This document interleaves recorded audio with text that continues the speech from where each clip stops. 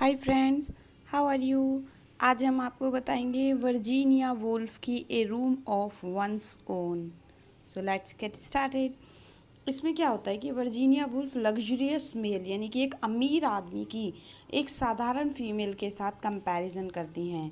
A room of one's own को नारीवाद का आलोचनात्मक रूप भी कहा गया है। पर जो इनकी ये ऐसे है वर्जीनिया वुल्फ का, ये बिल्कुल भी नारीवाद के ऊपर नहीं है, यानी कि फेमिनिज्म के ऊपर नहीं है, पर इसके अंदर नारीवाद आ गया है। इस ऐसे में वुल्फ समाज से पूछना चाहती हैं कि आखिर फीमेल राइटर इतनी कम क्यों हैं। जितनी भी स्टोरी, नॉवेल्स, राइटिंग्स, पोएम्स हैं वो ज़्यादातर मेल राइटर्स ने ही लिखी हैं। फीमेल राइटर क्यों नहीं आखिर। अपने इस एस्से में वुल्फ कहना चाहती हैं कि वीमेन भी बहुत अच्छी राइटर्स बन सकती हैं अगर उनको मेल्स की तरह अच्छी अपॉर्चुनिटीज़ मिले। अगर एक वुमेन को साल के 500 पाउंड्स 500 पाउंड्स और एक सेपरेट रूम मिले यानी प्राइवेसी मिले तो वह अपनी राइटिंग की स्किल को बहुत अच्छे से उभार सकती है और मेल से भी अच्छी राइटर बन सकती है।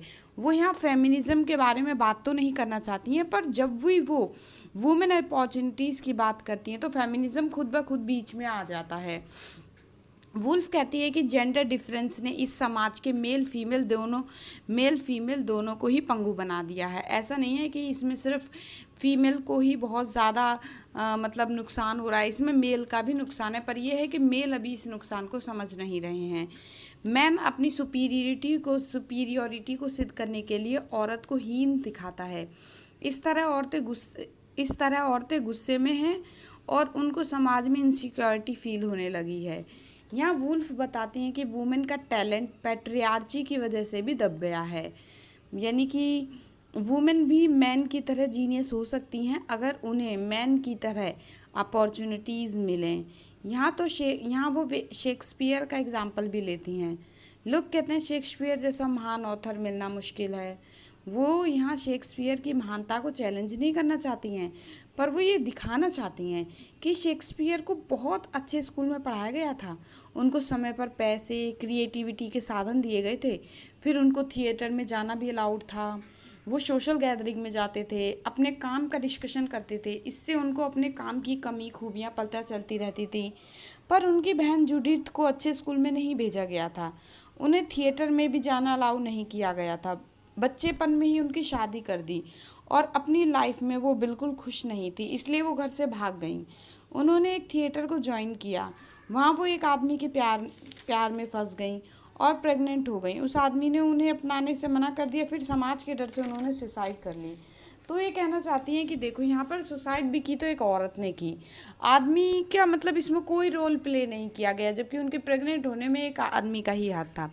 वुल्फ कहती हैं कि अगर शेक्सपियर की जैसी सुविधाएं उनकी बहन जूडिथ को भी मिलती तो शायद वो भी एक महान राइटर होती। वो ये कहना चाहती हैं कि मेल राइटर महान हो सकते हैं तो फीमेल भी महान राइटर होती हैं, क्योंकि कोई भी जन्म से नहीं होता, हर कोई यहाँ आकर सीखता है। वुल्फ अपने ऐसे में बताना चाहती हैं कि औरतें भी पॉलिटिकली, सोशली, मेंटली काफ़ी अच्छा कर सकती हैं अगर उन्हें सपोर्ट किया जाए और दबाकर ना रखा जाए तो। वुमेन के पिछड़ेपन का एक कारण लैक ऑफ मनी भी है, उनके हाथ में पैसा नहीं होता, ना उन्हें कमाने दिया जाता है। जब वो अपने पिता के घर होती हैं तो पैतृक संपत्ति पर जीती हैं और जब शादी करके हस्बैंड के घर जाती हैं तो हस्बैंड की संपत्ति पर जीती हैं। उन्हें अपनी निजी संपत्ति रखने का भी कोई अधिकार नहीं होता है। औरतों को समाज का आधा हिस्सा नहीं माना जाता बल्कि दास माना जाता है। वो अपने ऐसे में एक बहुत ही करेजियस लेडी कार्मिकल का उदाहरण भी देती हैं। छोटी उम्र में ही वो विधवा हो गई और दो बच्चे थे उनको, जिनका पालन पोषण उन्हीं के हाथ में था, पर उन्होंने हार नहीं मानी। उन्होंने राइटिंग वर्क शुरू किया और जल्द ही वो खुद ब खुद बहुत अच्छी राइटर बन गई और अपनी और अपने बच्चों की ज़िंदगी उन्हें खुशहाल की।